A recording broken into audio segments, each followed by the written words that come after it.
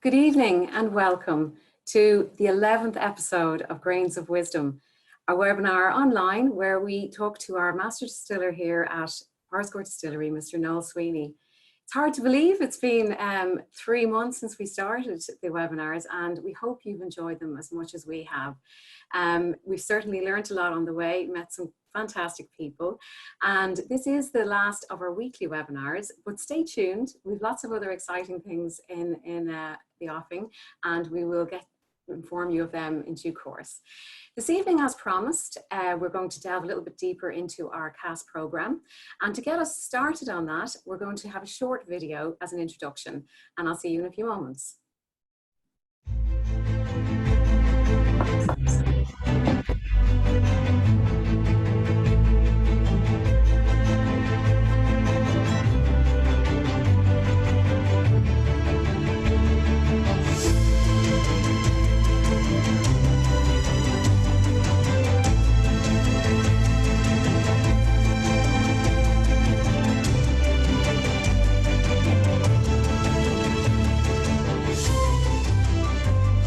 Robin, if you could give us a wee bit of info why you come into the Cask Programme. I know yourself and Breed decided to go ahead and become Cask members. Why did you come to that decision? Yeah, Breed and myself, we have been looking around. We're at a stage in our life there that we were looking for some investments. I personally have a fond interest in whiskey. The Powerscourt brand is probably what drew us here. You know, I've been visiting Powerscourt since I was a child, you know, be it the waterfall or even the golf course in later years. And Noel Sweeney's relationship with this project was of big interest to me as well. Being a local, everything just ties in together there. It's the hotel, it's the house, it's the gardens, the waterfall, and now the whiskey, and I think it just brings a fantastic story together. And are you a big whiskey fan, or is it something you appreciate, enjoy? I certainly enjoy whiskey, but I'm learning all the time. I think it's quite a complex process. It's a complex drink. It offers quite an exciting learning curve there for everybody, and it seems it's very much a social drink now as well. You know, you see younger people drinking it now. It's got its place now in that environment, and I think it's fantastic. It's a great story behind it. Is the social side, is that something which drew you to the Cask Programme? What you've delivered here with the tasting rooms and the environment that you've built here in that beautiful building, I think that lends itself as well to engaging more in investment, not just sort of sitting back and waiting for your 3 years, to be actually engaged in the process to some degree, and then to share it with friends and family. I think it's a great opportunity, yeah. And you're saying you're interested in learning more about whiskey, the possibility of finishing it in different cask finishes, whether it's Amarone or sherry or rum. Is that something which you... That really excites us, to try and possibly get something there that's a little unique to somebody else's. And I think there could be great fun there around different barrels and working with Noel as well and taking his advice. Yeah, I think that's going to be really good. Yeah. Well, we're absolutely delighted to have both you and Breed as members. Thank you, Kevin. Yeah, it's been fantastic so far. Many events and a wee whiskey along the way over the next 10 I'm looking forward to it. We're here in the Powerscourt Distillery Maturation Warehouse with Noel Sweeney. Noel, delighted to be here to have a chat with you. We're talking about our Cask Programme. Can you tell me just what is the Powerscourt Distillery Cask Programme? I think the Cask Programme is a unique opportunity for people to get involved in the distillery and in the whiskey that we produce. There are only 397 casks, and as such that gives quite a limited number of people the opportunity to get involved. And the whiskey will be in our cask for up to 10 years. It'll be 200 litres of new make spirit, and it's a kind of an exclusive club for members to be in, and they will have certain privileges, and they'll have access to events that will be happening here and to special releases of whiskies that we will release over the next 10 years. So members will have a lot of other benefits as well around the estate in the future also. And the Irish whiskey industry is booming, it's buoyant at the moment, both in Ireland and globally. There's a lot of new distilleries opened up and some cask programs as well. Can you tell us what's different, what's special about Powerscourt Distillery? Well, Powerscourt Distillery is located in a beautiful part of Ireland, in one of the most nicest valleys, as I said, the Garden of Ireland.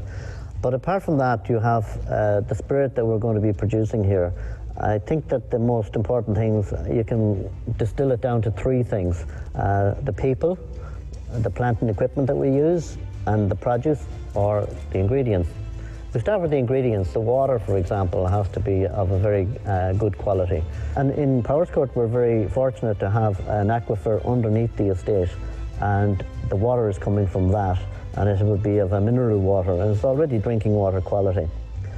After that, you're talking about the plant and equipment. So we had our distillery built by Forsyths, who would be renowned worldwide for pot still production and the installation of equipment. And so they did all of the engineering. So all of these things influence the spirit. And of course, the stills. I've been lucky to be able to have my input on the still and the shape of the still so that we get the correct distillation, and then also the different cuts that you can make through the distillation influences the final spirit that we make. Finally, the people. I myself have been in the distilling business for over 40 years.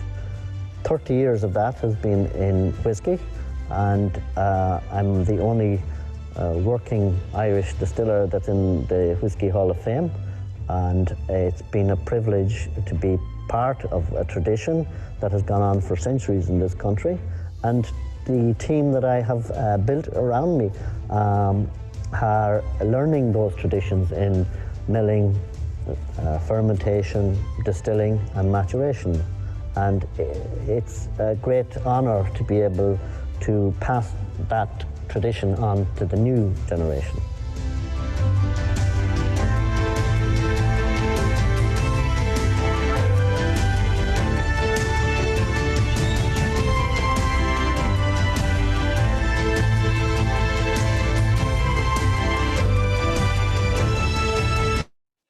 Well, we hope you enjoyed that short introduction, and we're delighted to have our Cask Programme Manager with us here this evening, Kevin, to give you a really in-depth overview and answer some questions for you. And he'll have Noel and our CEO, Alex Pearce, with him. So I'll hand over to you now, Kevin. Hi, Caroline. How are you? Good, good, thank you. Thanks a million for that. The video looks fantastic, by the way. It looks superb. I just want to give everybody just a brief intro to what our cask program is, and we have you'll see the slides coming up there just now. Yeah, that's grand. You can see there in our maturation warehouse in Powerscourt, there's some of our cask members' casks. These are 397 casks which are kept on the premises and exclusively available just for cask members. So there's only 397 casks released in the inaugural cask programme from Noel Sweeney. If you go on to the next slide there, you can see our world-class distilling equipment. It's very shiny, very well polished, and it's something which is it's quite expensive as well. It's absolutely world-class equipment. It's built by Forsyth in Scotland. And basically they produce the Rolls Royce of distilling equipment. So we're very lucky to have that kind of quality of engineering, quality of machinery available to our master distiller and his team. Part of the cask program for Powerscourt is really becoming part of the history of Powerscourt. Your name will be emblazoned on the distillery wall forevermore, and it's really genuinely an opportunity to be part of something from the start and be there for the foreseeable future. As you can see there, the very beautiful Powerscourt estate there is stunning. You see the Sugarloaf Mountain in the background there, which forms part of our logo, and which we're always looking at every single day, and it's always astonishing, you know. So it's a wonderful part of the world to have any distillery, and so we're absolutely blessed to have it here. So what is a cask program? Essentially, it's very much like entrepreneur for wine. So in France, we have in France, it's been going for many years, where investors and wine enthusiasts will buy young wine before it becomes really top quality to wine. So you're buying it early, and it's matured, and you get a chance to basically enjoy something which is quite unique. It's very similar to the cask program. So you invest in a personal cask or barrel of new make spirit, which we mature into the finest Irish whiskey for you. So you're buying new spirit, and then after 3 years, it is reclassified as Irish whiskey, and that's quite important, because it takes 3 years before it becomes Irish whiskey, and it takes a wee bit longer as well to become really top quality whiskey. So the cask programs they're quite long established, at least 30-40 years in Scotland, and in the US for whiskey and for bourbon, France obviously for wine and also for brandy, and in Spain for sherries. So it's not something new globally, but it's quite new in Ireland in some ways.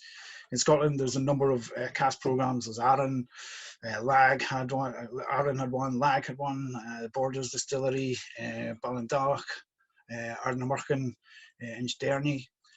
There's a load of them, and generally what happens is new distillery opens up, they bring a master distiller in from another distillery, or somebody who's graduated through the ranks, and they do a cask program in order to mark the occasion, and also it's revenue for the distillery. Whereas in Ireland, we have, it's relatively new. Dingle were the first ones to do a cask program in Ireland, and it was very successful. So we've only, say, 5 years into the cask program market in Ireland, and it's been going very well. You know, in particular for ourselves, which is it's a huge part of the foundation of the legacy here at Powerscourt Distillery. You know. We have the inaugural cask program. This is effectively the inaugural cask program for Noel Sweeney, who has never had a cask program dedicated to him before. Even though he's the longest serving working master distiller in Ireland, over 40 years in distilling, he's never actually had a cask program. So this is the inaugural cask program to mark his landmark, or a new milestone in his legacy.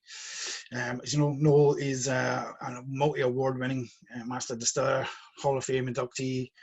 I could go on all night about the amount of things he's won, but we're very lucky. Look at him smiling there. We're very lucky to have him, though. We're absolutely blessed, to be honest. You know, and this is dedicated to him in many ways, and it's very exclusive in that there's only 397 casks available for this, which is quite small. It's really quite small. Many cask programs will do 1,000, 2,000, 5,000, some of them, and I'm very excited that we don't have that many left, and the cask programs have been going fantastically well. But it's such a small cask program, and really is very exclusive.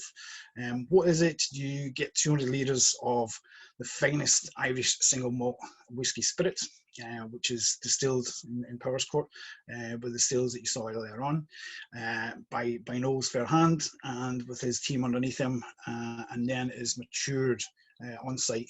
We're very lucky. We're really lucky that we have our own maturation warehouse here in Powerscourt. That doesn't happen very often, especially for new distilleries in Ireland. So we can keep an eye on our cask programs, casks, and really look after them. It comes off the still at 77%, goes into the cask at 63.5%.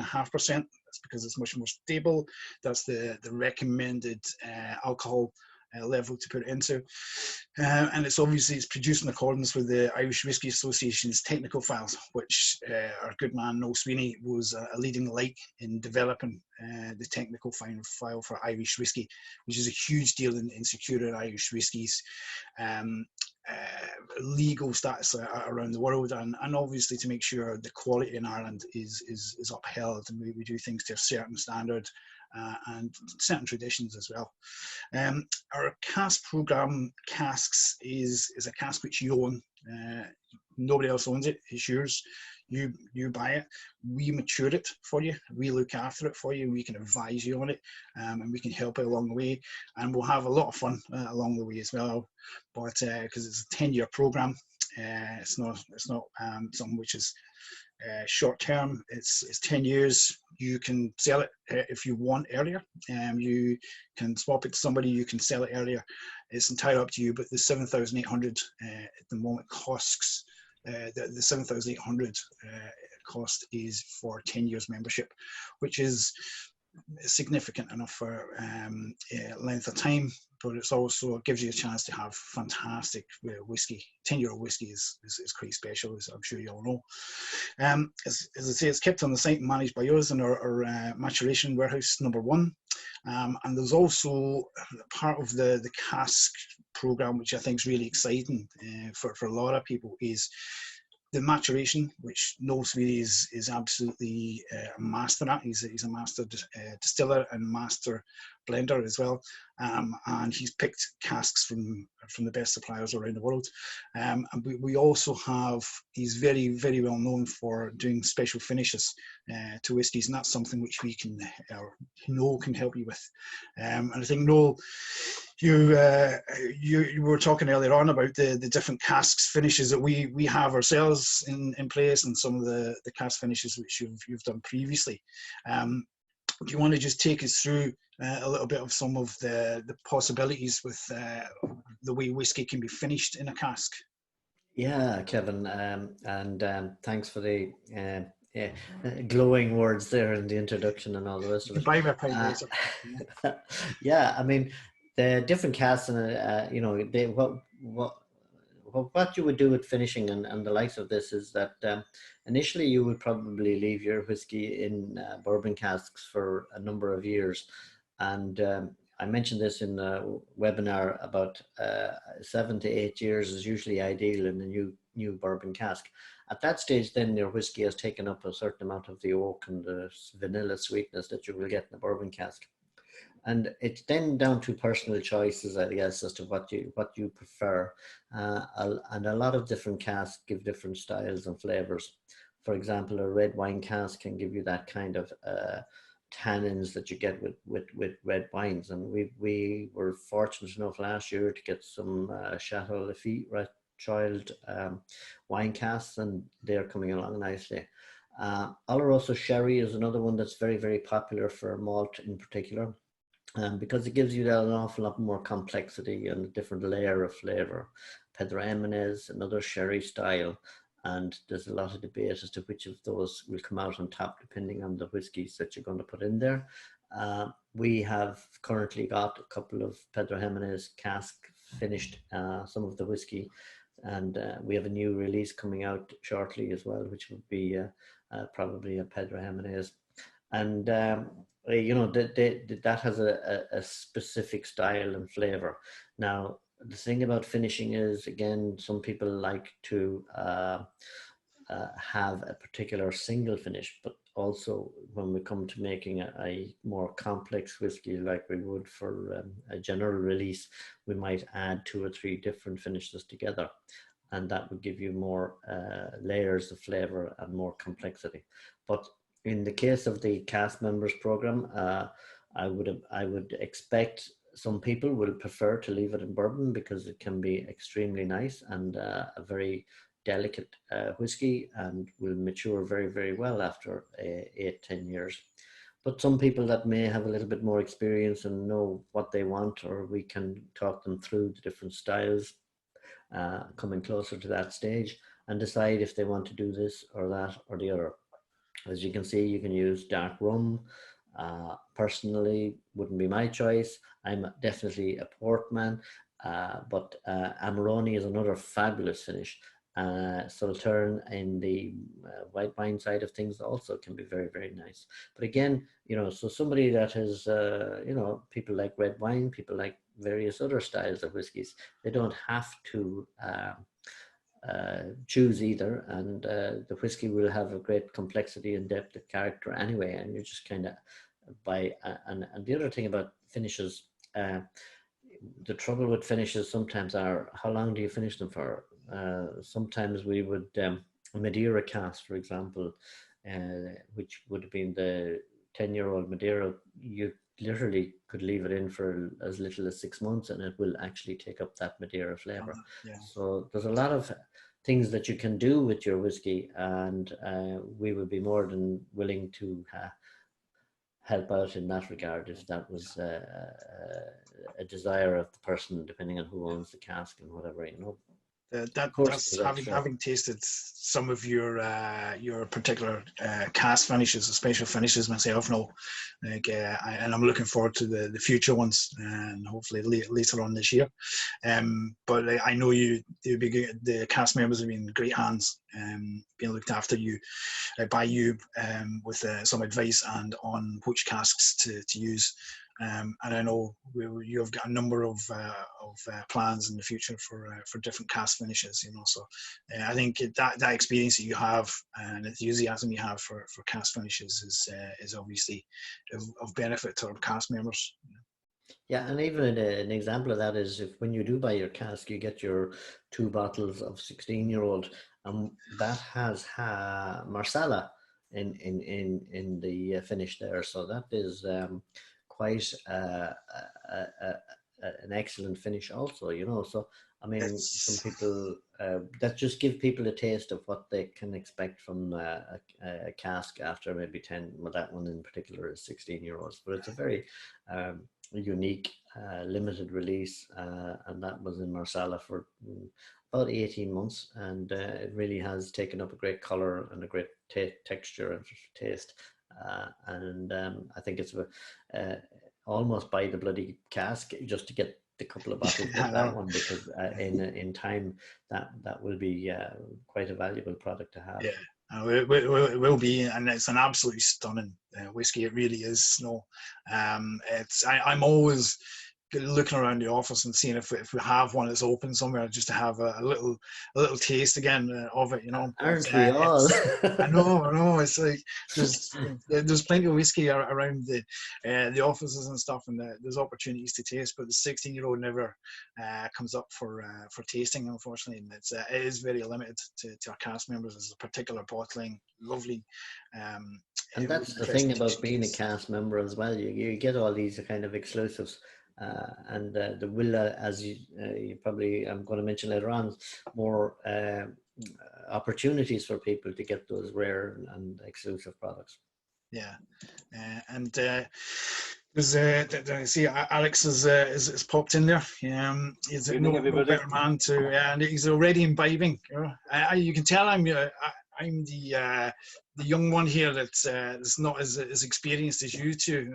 I don't have a glass of whiskey in my hands. You know, I've just got a couple of bottles behind me, and I've got to be honest, most of them are empty. You know, so that's the problem with the coronavirus. For that one. Interesting, actually. You're both chatting about the just picked in there the finishing, which of course is the bit that comes at the end, or well, more towards the end of the program. Certainly, what I've seen in cask programs over the years, and I've been involved in a few of them, is throughout the life cycle of your membership, it's the fun and the association and the joining together with other cask members that's a big part of the overall offering. It's actually quite. We're very fortunate, Kevin, as you said. There aren't many cask programs on offer on the island of Ireland at the moment, probably a handful. And we're very fortunate in that this is something that is done, as you rightly pointed out, all around the world. It just hasn't been done, particularly in Irish whiskey. So we're fortunate. We have a great platform here at the distillery. Lovely visitor tasting rooms, beautiful warehouse, fantastic stock, and tremendous new spirit coming out. But I think for anybody getting involved in the cask program, and look, we've seen an awful lot of members join, particularly over the last year as the building's been completed. there's really one thing I'd sort of make as a point, and it's not a pitch. It's just the way things are. People get involved in cask programs of Irish whiskey because two reasons. One, they want to learn more about Irish whiskey. They want to get somehow involved that's beyond simply buying a bottle off a shelf and tasting it in the evening with friends. That's tremendous, and for most of us, that's a really enjoyable aspect to this industry. And then there are those who generally want to have something which is special and that has an ongoing and future life. I know my own family, and indeed on behalf of several friends, I've bought casks from the distillery, and I tend to use that as a platform for occasions, for pleasurable occasions down the years. I can't even define what they may be, but I have a number of friends who coincidentally tend to live as far away from me as possible, so they're all over the world. And I made it an excuse, like, well, we're going to open up our cask this year, folks, to draw them back for a night. So look, I think there's a huge number of benefits that go way beyond just the finishing and indeed just the simple mathematics of investing per se. It's a lifestyle. Yeah, no, very, very, very much so. I mean, especially with our, and again, we're so lucky to be located where we are on the historic Powerscourt estate, and having part of the cask membership is obviously having the 4-ball at the championship golf course in Powerscourt, and an overnight stay in the 5-star Powerscourt hotel, resort and spa, which is a real lifestyle event in most people's cases, and then but for obviously we mentioned the bottles of for Cullen, but also, as you mentioned as well, it's a getting together with people, like-minded people, once a year, or however many times you want, to come down and enjoy talking about whiskey, sampling whiskey, having something to eat, and a bit of socializing, and obviously a bit of business as well, because these when you bring whiskey lovers together, there's always a bit of business that gets done, as well as the social outing, There's drinking too. Yeah, just a tad. But I think also, Kevin, and a point just again for everyone this evening, and we're very lucky. We go to work, and very close to where we work, we have our maturation warehouse, and we saw it in the film earlier on. You get to walk down through barrels that can date back many years, decades, and beyond in some cases. It's actually a privilege to walk amongst those casks, and it really is. You recognize that this is the work of of people, some of whom are around still, and some of whom may not be in future years. It's a sort of it's kind of like I don't know, that side of life either appeals to people and the cask program gives it expression, or it doesn't. But I think for anybody investing in our cask program, what I would say is, you have to look down the road. It's whiskey, Irish whiskey, Scotch. Do they make whiskey in Scotland, Kevin? That's how I'm joking. Yeah, Go on. Scotch whiskey. It's we'll leave that one. No, it's it's important to realise it is a lifestyle. It's a lifestyle you're going after because by its very definition, it takes time for whiskey to mature and become meaningful. Yeah, it's no fast buck, and I know there's, in many regards, there's been a bit of a gold rush in Ireland and people jumping on it. But it takes time to make fantastic whiskey, and it takes even longer to make even better whiskey. And obviously, you need to start off with the right ingredients, the right master distiller, and the right conditions. And then just wait and enjoy it. We've got a plan there to make sure people enjoy themselves while they're waiting and the whiskey maturing. Caroline, you've come, you've gone. Sorry, my connection's a little bit unstable this evening, so I might come in and out. I hope it's okay at the moment. Yeah, look, I mean, it's always great to have to listen to you guys chatting about the cask program. We have such we had such a catalogue of events planned for this year to ensure that all our cast members, you know, got up to the distillery, got to enjoy everything that we're doing there. And you know, towards the back end of the year, we'll be reinstating some of those events. And as Noel mentioned, we have a very special a limited edition launch coming towards the back end of the year, and obviously our cast members will be very much first and foremost to have a look at that when it comes to fruition. Just in terms of a few questions, Kevin, that you know we have got in on email, I suppose, over the last week. There's a lot of interest around whether people can split a cask with friends or family, and I know we have a few of those situations, don't we? Yeah, absolutely. And in many regards, it's more fun, I think, in some instances. You know, if you know somebody who's involved in the cask program as well, because we have a number of syndicates. Some of them family, some of them are friends, and I think it just gives them so much more opportunity to have fun with it. You know, we unfortunately for syndicates, you know, it's only for events. We only do cast member at +1 plus a guest. So we'll always try and accommodate all our syndicates as best as possible. They don't get 2 bottles. Or they don't get 2 bottles of the for Cullen Marsala finish each, and they don't get 2 nights at the hotel if there's 2 of them. But it's a wonderful way to experience something different with a close friend or family, you know. It's, and I'm sure if they are close friends that I can do it with, you know. I'll jump in there. My brother-in-law, in fact, he got involved in the cask program over in the UK several years ago with 3 friends of his, and what it's meant is that for the 4 of them every year, you know, they use that as a platform. Look, I mean, some people pick rugby, some people pick golf, or whatever else it may be. You know, this group have picked getting involved in the cask program as an excuse to travel up to Scotland for 2 or 3 days together. You know, they go sample their cask.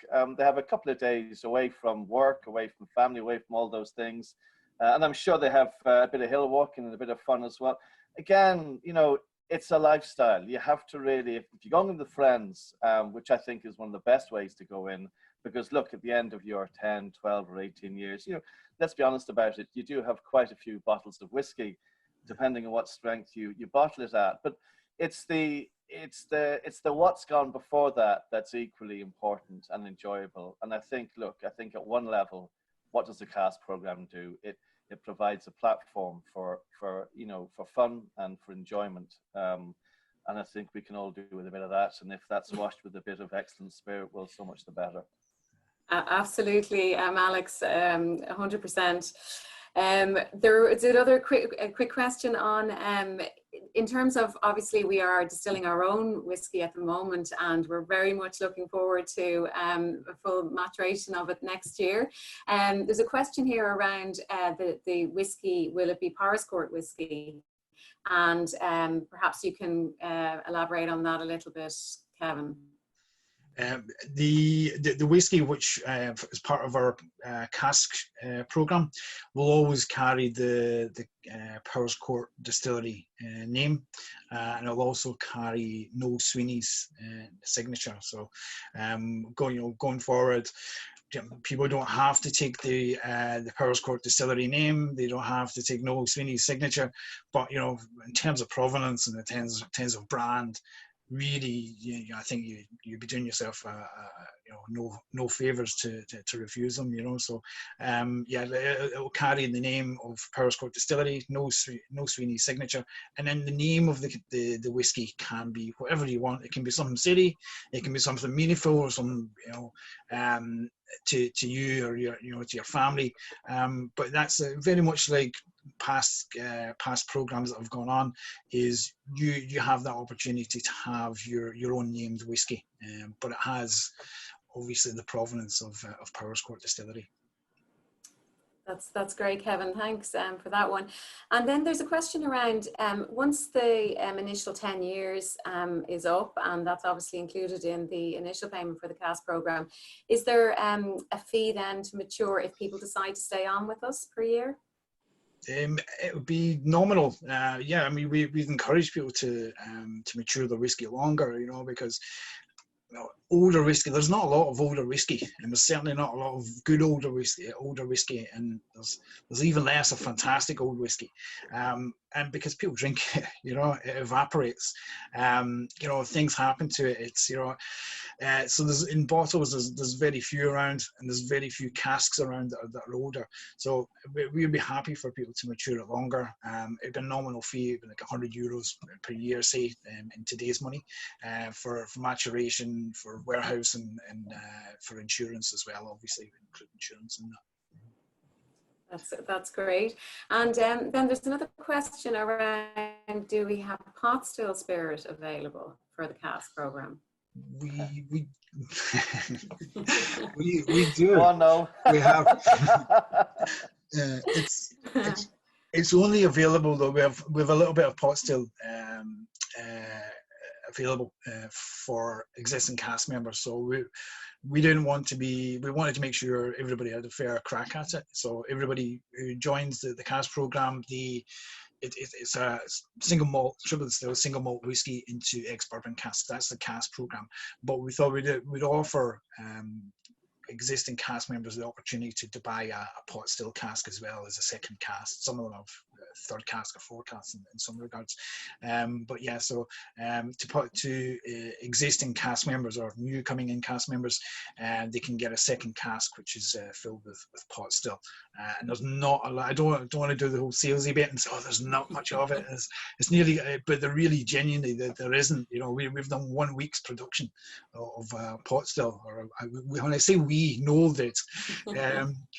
But so it's very rare, and so obviously if we just offered that to people to potential cast members as the first cask, it would have been gone within a day. So yeah, the answer is yes, there is available to cast members. Well, especially after our webinar last week with Fionn O'Connor, and there was a piqued interest in the pot still, and certainly we were all feeling very jealous of Fionn getting to taste the new make pot still spirits. So that's great, and thank you for answering that one. So that doesn't seem to be any more specific questions coming in, but there's one around, let me just see here. Is there an extra fee for, this is from Michael. Hi Michael, good to have you with us again this evening. If you wanted to, I think you mean have a double finish barrel, Michael, perhaps you might clarify that on the question chat, there for an extra fee for disgorging. Yeah, I think what Michael's referring to there is there a fee for removing the now aged whiskey, let's say, from a bourbon barrel, and for putting it in, let's say, to a different barrel for finishing? And the answer is no. Look, Yes.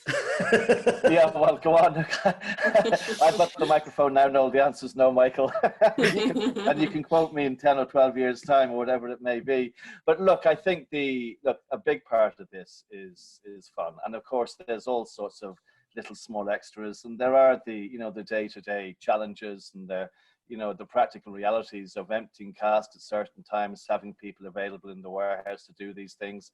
But we've sort of taken the view that, take the normal curve. Most people will probably, as Noel said, will probably opt to remain in a bourbon barrel. And for those that perhaps choose to go into a different finishing barrel at some stage in the maturation process, well then look, naturally, of course, barrel A has to be emptied and put into barrel B. And I don't think you'll find Powerscourt Distillery or any of its people necessarily using that opportunity to charge a fee. I think that's just part and parcel of the fun and the project in which we'll engage with our cast members.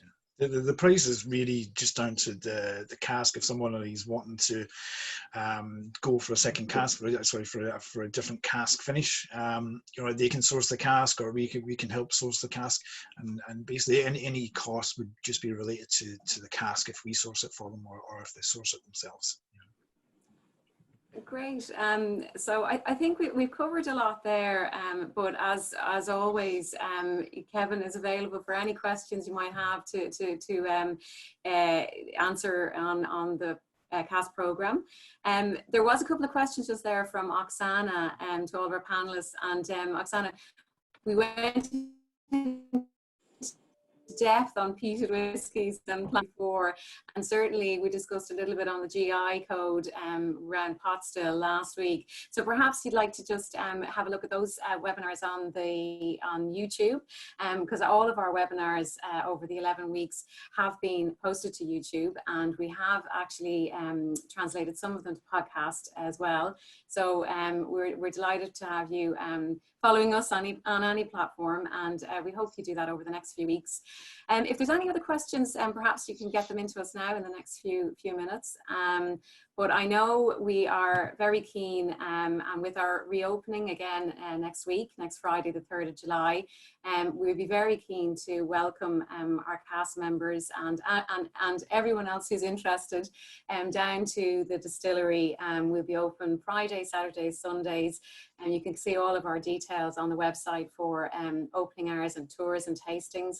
Obviously, in compliance with COVID recommendations and making sure that all of our customers and staff are safe, we will be complying with all of those regulations. So booking in advance is strongly advised. But we do look forward to opening the doors again and welcoming everyone back. And certainly we are planning a number of events. Myself and Kevin have already been putting our heads together on that for, as I said, a special event in the beginning of the autumn, and very much with a few different ones coming up to Christmas. So we will be keeping you abreast of those as the information is available. So I have a question. Sorry, yes, Caroline, can I just, I'll jump in, and genuinely, folks, and I have no idea what's going to come out next. So tough luck, Kevin, get ready to catch the grenade. You have, over the past, the past year, you've been responsible for recruiting, I would say it must be about 150 odd cask members to the program so far, thereabouts.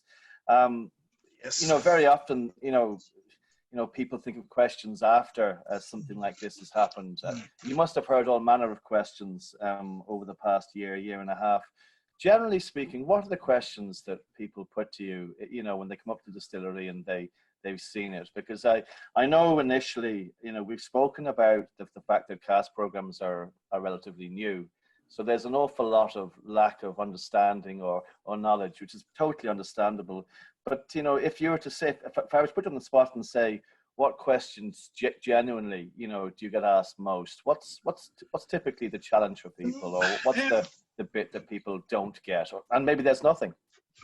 No, everybody has different questions. And there's a fair bit. I sent through an email with a lot of information and a brochure with a lot of information, but people always have questions.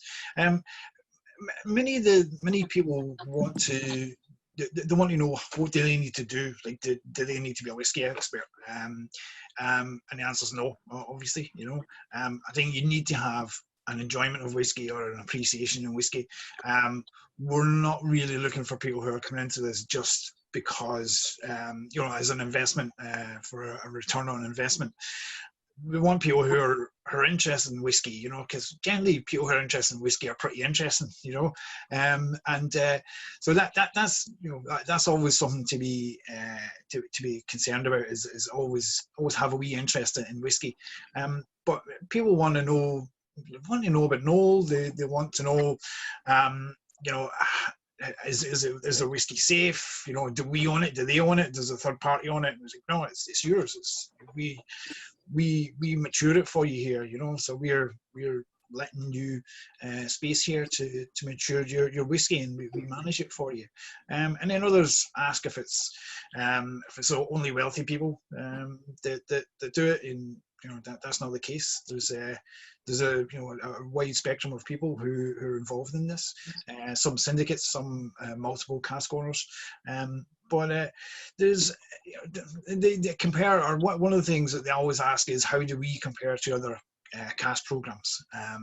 And I've always got to be careful what I say or how I answer that, because you don't want to be too boastful, and you don't want to be, certainly don't want to be negative about any other cask program, because the industry is doing fantastic in Ireland. It's still tough, obviously, but I think generally you get what you pay for. with whiskey. You know, we're a very open and honest company. Everyone's, you know, it's all inclusive. Everyone's open there, and we try and make things as simple as possible for people. And I think with the quality of gin, the quality of equipment, the quality of leadership and staff and the team that we have here, and given, you know, the location and the brand, the Powerscourt brand, so it's one of the most famous gardens in the world. You know, and this is a historic estate, so it's, you know, it's something which we're very, very lucky to have. You know. Thanks for that question, Alex, and thanks for the wrap up there on that, Kevin. We do actually have Willie MacArthur, who was with us there a couple of weeks ago, and we're delighted to have you with us this evening. And Willie, you've asked us to come in there for a moment. Yeah. Caroline, I thought I had got out of that. Can you hear me, Caroline? Yeah. Oh, right. Yeah, we can hear you, Willie. How are you doing?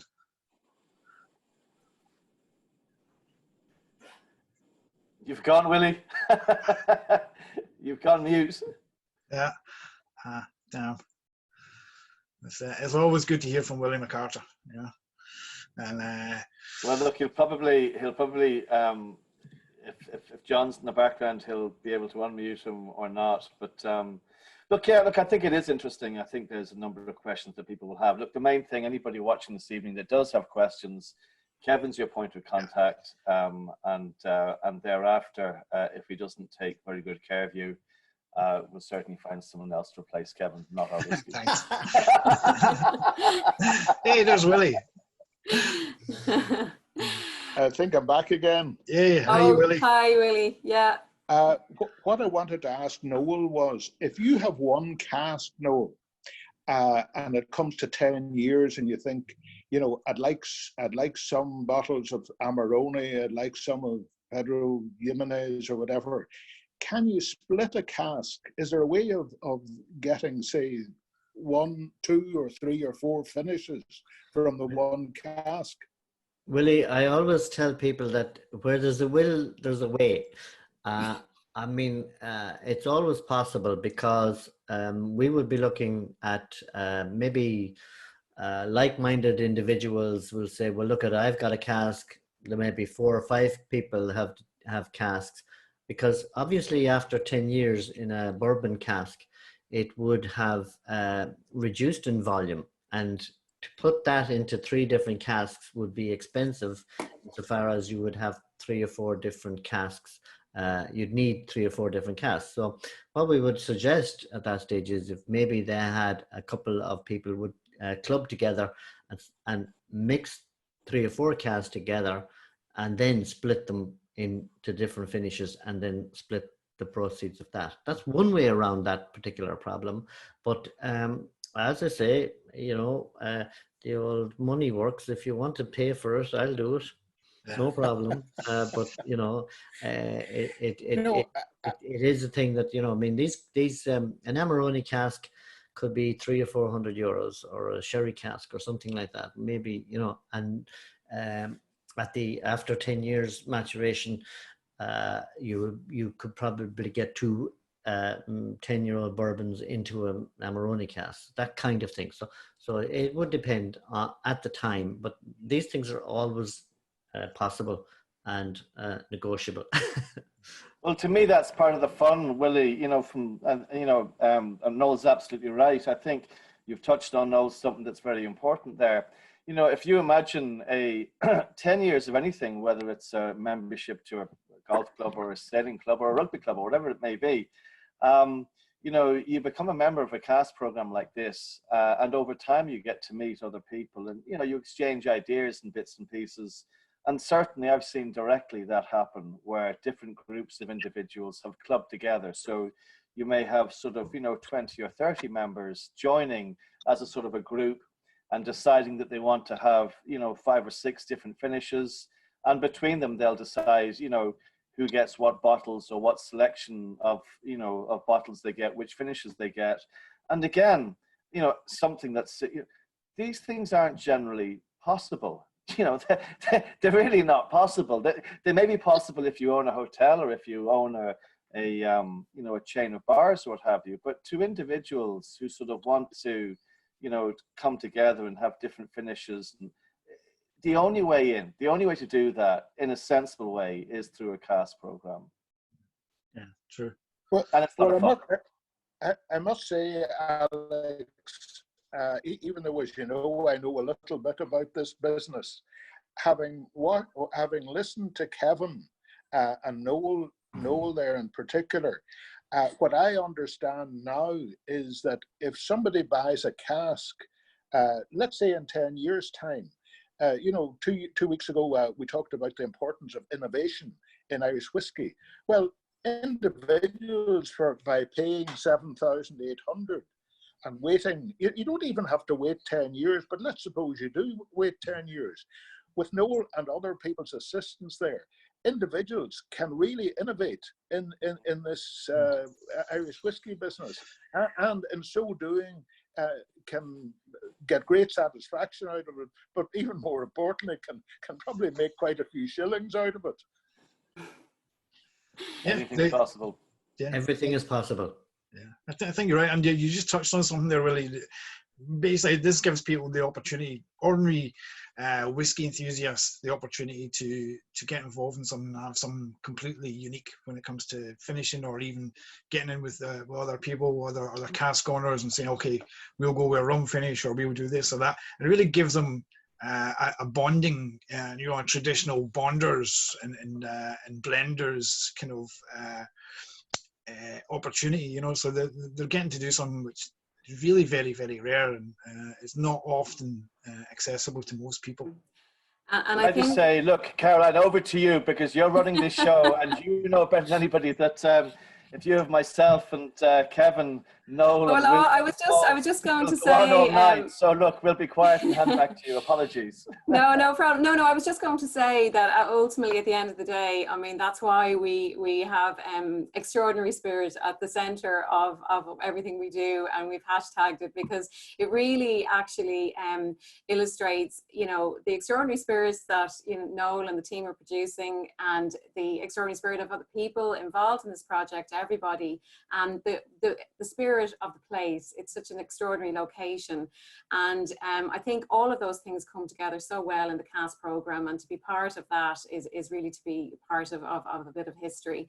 So I just wanted to thank everybody, not only for this evening and all of your contributions, Alex, Kevin, Noel, Willie, and I've merely been comparing over the last few weeks, but I'd like to thank everybody who's joined us, and we have some really loyal followers and supporters over the last 3 months, and we're really grateful for that, and do spread the word, and we will be returning with a webinar after the summer period, and I think once this lockdown is lifted on Monday, I think we are all due a good turnout on the summer evenings. So, but we will have other touch points with you, some podcasts and some social media videos, and lots of tastings happening in trade over the summer as well. So do watch this space, and thank you so much, and keep enjoying the Furcullen with Irish whiskey, and as always,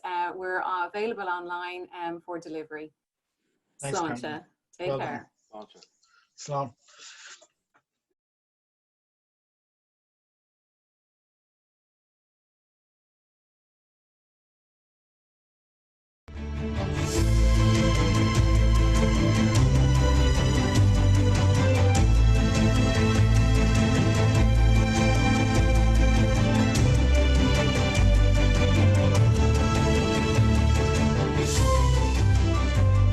Robin, if you could give us a wee bit of info why you came into the Cask Programme. I know yourself and Breed decided to go ahead and become cast members. Why did you come to that decision? Yeah, Breed and myself, we have been looking around. We're at a stage in our life there that we were looking for some investments. I personally have a fond interest in whiskey.